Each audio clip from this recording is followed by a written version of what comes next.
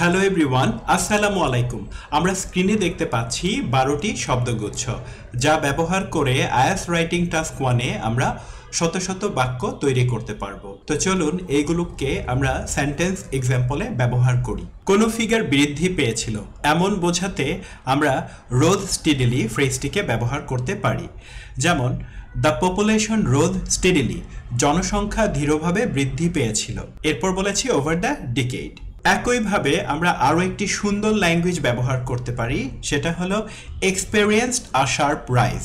যেমন the sales figure experienced a sharp rise, বিক্রয় পরিসংখ্যানগুলোতে তীব্র বৃদ্ধি দেখা গিয়েছিল।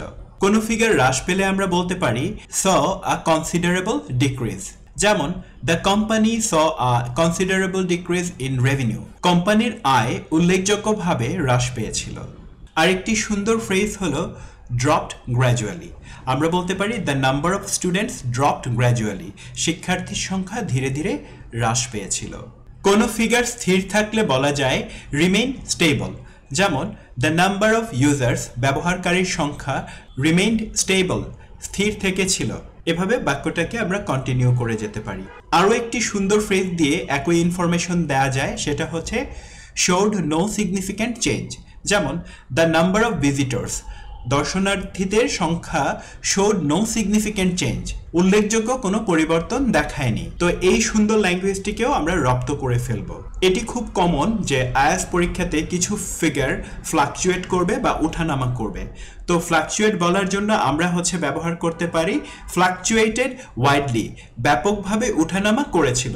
যেমন দ্য প্রাইসেস, মূল্য ফ্লাকচুয়েটেড ওয়াইডলি, ব্যাপকভাবে উঠানামা করেছিল থ্রু আউট দ্য ইয়ার, সারা বছর জুড়ে। ঠিক একইভাবে আরও একটি সুন্দর ফ্রেজ ব্যবহার করে উঠানামার বিষয়টিকে বলা যায়। যেমন স ফ্রিকুয়েন্ট আপস অ্যান্ড ডাউন, আমরা বলতে পারি দ্য নাম্বার অফ ভিজিটর্স, দর্শনার্থীদের সংখ্যা স ফ্রিকুয়েন্ট আপস অ্যান্ড ডাউনস, প্রায়ই উঠানামা করেছিল। প্রিয় ছাত্রছাত্রীরা, মাঝে মাঝে আপনি এমন চিত্র পেতে পারেন যেখানে দেখা যাবে সবগুলো ফিগার অনেক ছোট, একটা ফিগার অনেক বড়, যা হলো ব্যতিক্রম।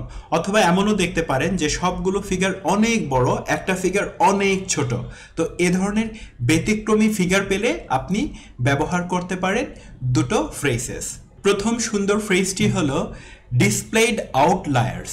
যেমন the figure displaced outliers that deviated from the norm, ফিগারগুলো ব্যতিক্রম পরিসংখ্যান দেখিয়েছিল যা স্বাভাবিক থেকে বিচ্যুত ছিল। আরেকটি সুন্দর ফ্রেজ হলো প্রেজেন্টেড আনএক্সপেক্টেড ট্রেন্ড। যেমন the data presented unexpected trend that were difficult to explain, তথ্যগুলো অপ্রত্যাশিত প্রবণতা দেখিয়েছিল যা ব্যাখ্যা করা কঠিন ছিল। এবার আমরা আলোচনা করব কোনো ফিগার দ্বিগুণ হলে আমরা কোন ফ্রেজগুলো ব্যবহার করতে পারি। প্রথম সুন্দর একটি ওয়ার্ড হলো ডাবলড। যেমন দ্য পপুলেশন ডাবলড, জনসংখ্যা দ্বিগুণ হয়েছিল ওভার দ্য ডিকেড, দশক জুড়ে। আরেকটি সুন্দর ফ্রেজ হলো rose to twice the original figure.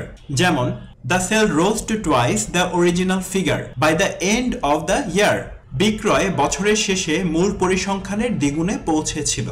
Dear learners, আজকের লেসনে এই 12টি সুন্দর ফ্রেজ আমরা শিখেছি। আইএলটিএস পরীক্ষায় ভালো করতে সবার কাছ থেকে অ্যাডভাইসের জন্য ছোটাছুটি না করে বরং আপনি আপনার সময়টাকে কাজে লাগান। এই 12টি ফ্রেজ শিখে ফেলুন। প্রথমে ছোট ছোট বাক্য তৈরি করুন, তারপর বাক্যকে কিভাবে আরও লং করতে হবে তা বোঝার জন্য প্রয়োজন হলে টেস্ট প্রিপারেশন সেন্টারে এসে আমার সাথে যোগাযোগ করুন। তো সবার জন্য অনেক শুভকামনা।